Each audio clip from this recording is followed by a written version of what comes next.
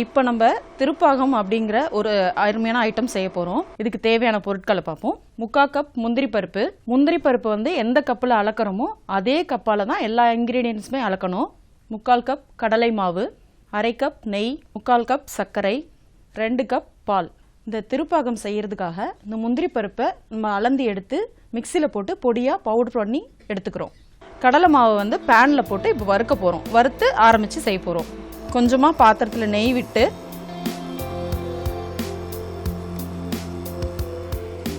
அதில் நம்ம எடுத்து வச்சிருக்க கடலைப்பருப்பு கடலை மாவை போட்டு வறுக்க போகிறோம்.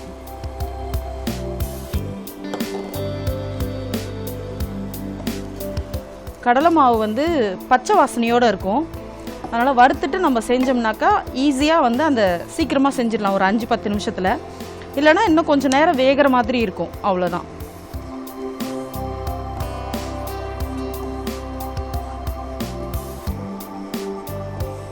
லேசாக சூடோட வாசனை வர்ற அளவுக்கு இதை வறுத்தா போதும்.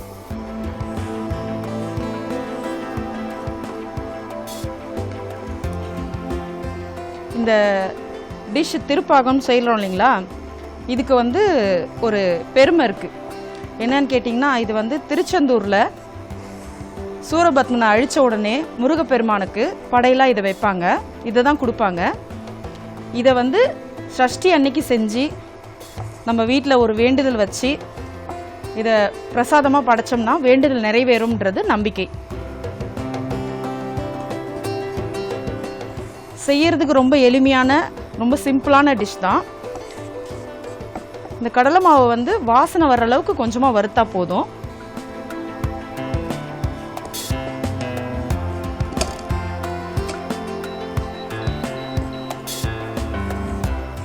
இப்போ கடலை மாவு வறுபட்டுருச்சு.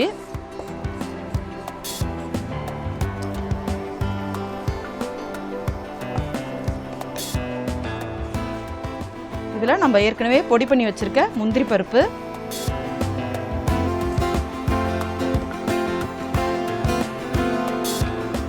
அளந்து வச்சிருக்க பால் ரெண்டுத்தையும் சேர்க்குறோம்.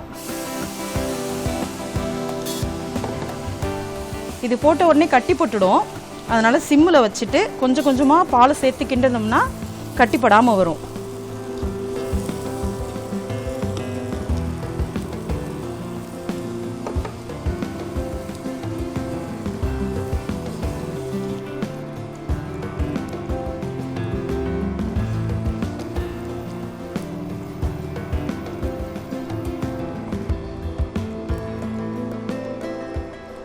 கட்டி இல்லாமல் நல்லா கிளறி விட்டுட்டு ஒரு 5 நிமிஷம் இது கொதிக்க விட்டோம்னாலே இந்த திருப்பாகம் ரெடி ஆகிடும்.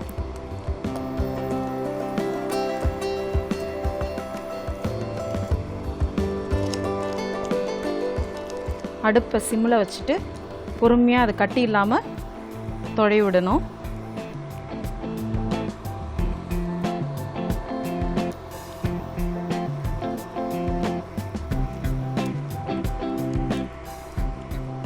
நல்லா வெந்து வர்ற வரைக்கும் கொஞ்சம் கொஞ்சமாக நெய் சேர்க்கணும்.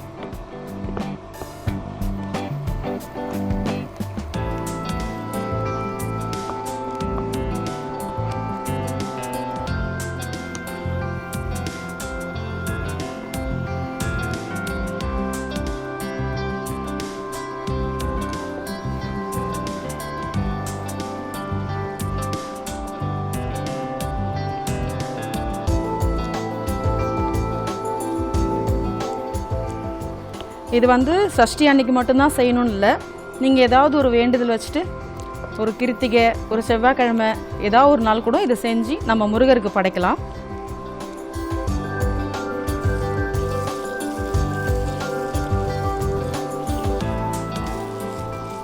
இதில் போட்டிருக்க கடலை மாவு வெந்ததுக்கு அப்புறம் தான் நம்ம வந்து சர்க்கரை சேர்க்கணும்.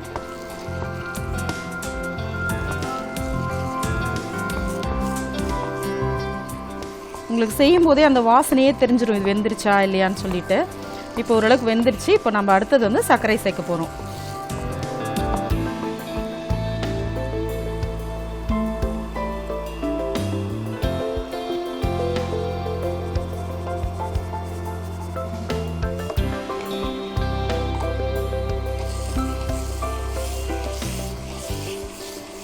சர்க்கரையை சேர்த்த உடனே திருப்பியும் கட்டிப்படும். இப்படி பேனில் அழுத்தம் கொடுத்து திருப்பிக்கிட்டே இருந்தோம்னாக்கா கட்டிப்படாமல் அழகாக வந்துடும்.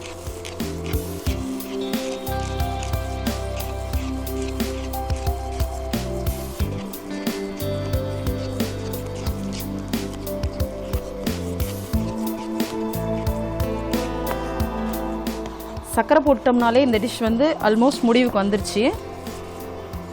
சர்க்கரை போட்டதுக்கப்புறம் கைவிடாமல் கிண்டணும்.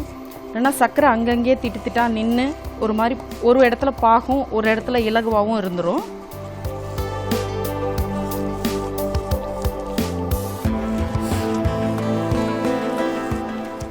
இந்த திருப்பாகம் பண்ணும்போது நம்ம அடுப்பினுடைய தீ அளவை மீடியம் ஃப்ளேமில் தான் வைக்கணும்.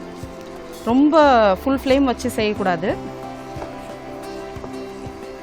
அவ்வளோதான், திருப்பாகம் ரெடி ஆயிடுச்சு.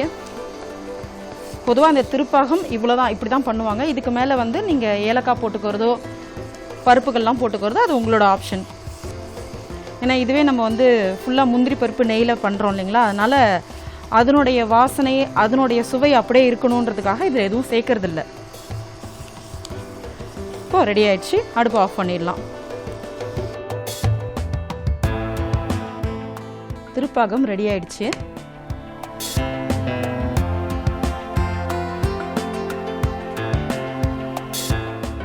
இது வந்து நம்ம வந்து ஒரு பிரசாதமாக செஞ்சுருக்கிறோம் இன்றைக்கி திருப்பாகத்தை. இது வந்து பெரியவங்கள்லேருந்து குழந்தைங்க வரைக்கும் எல்லாருமே நல்லா சுவைச்சு சாப்பிடக்கூடிய ஒரு இனிப்பு பண்டம். முருகப்பெருமானுக்கு பிரசாதமாக படைக்கிறதுனால இது எல்லாரும் வீட்டில் அவசியம் செஞ்சு பாருங்கள்.